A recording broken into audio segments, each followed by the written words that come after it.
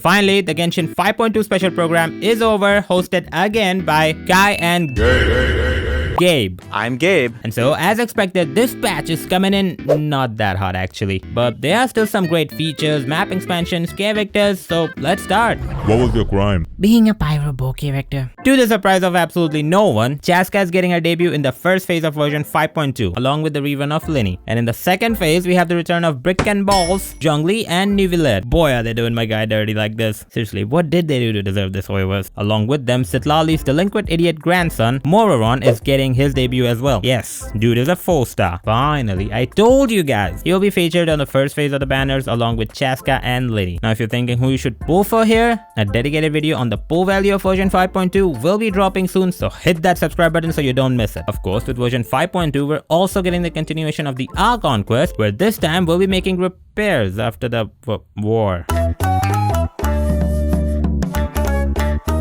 Moving on to the features. After the dry run of 5.1, we're finally getting some map expansion with not 1 or 2 but 3 new regions. First two being the native regions of the two of Natlan's tribes, Flower Feathering Clan and the Masters of the Nightwind, and this other seemingly creepy place called Chasca Natlan. Not gonna lie, looks like Enkanomiya meets Dragonspine to me. The Flower Feathering Clan region will be sort of floating. It's in the sky, that's all we know. And we'll bring with it the Flying Saurian. Finally, this is what I've been waiting for. Kukasaurs, the native Pokemons or Saurians of this tribe, will be available on the map to, well, possess, just like any other Saurian and, well, do Saurian things. The other region, Masters of the Nightwind, glows in the night.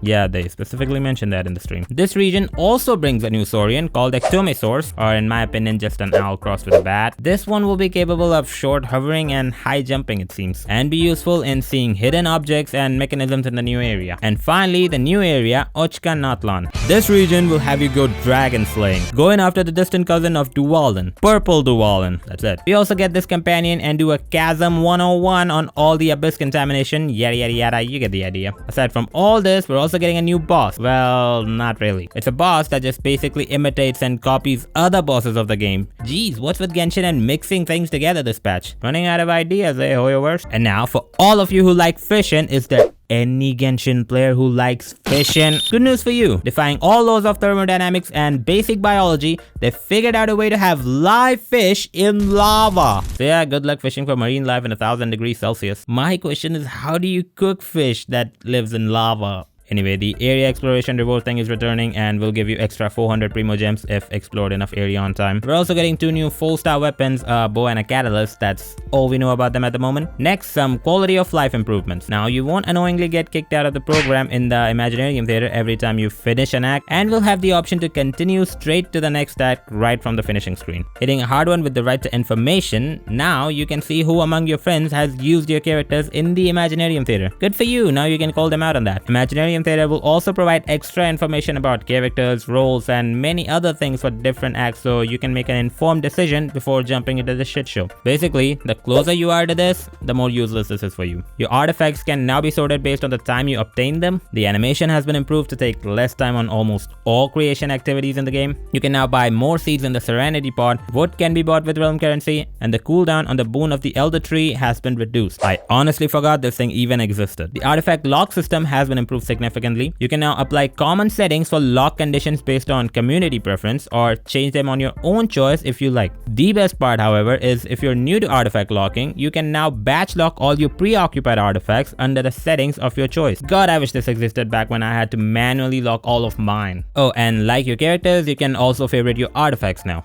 Cool. Next, the treasure compass is no longer just a treasure compass. It can now reveal things like Sealies and challenges. God damn it, exploration will be enhanced with this. There's also going to be a feature that will quick swap your treasure compasses and Oculus resonance stones based on the region you happen to be in. Genuine quality of life improvement. Next, moving on to the events. The main event for this patch will feature Granny Citlali and the Masters of Nightwind after the war. And the event will feature same games you've played like dozens of times already: co-op penalty assault, buffs and combat, and jigsaw puzzle. The rewards will include usual primo gems and a 4-star sword, details are yet to be known, and will apparently give some insight into Mir Javari. About time. Next, we have an event in Mondstadt collecting coins with selected characters. The Clash of Genshin, strategies and combat, not my favorite. You know those people who tell you Star Rail is just 3D TCG? Well, The next star rail feature to be adopted into Genshin, autoplay in TCG. Yeah, let's move on. We're also getting the animal perspective hunter, and finally, the useless one. Short on more hour books? Your time has come. Finally, Genshin is making its debut on Xbox along with version 5.2 on 20th November. Xbox players will also get a new free wind glider. Thanks a lot for watching. Leave a like if you enjoyed this video and share your views on this version in the comments. My other video discussing in detail the POE value for the characters in this patch will be coming out soon too, so subscribe. I also live stream every day right here on YouTube, so if you're interested, join my next live stream. Thanks again for watching and I'll see you next time.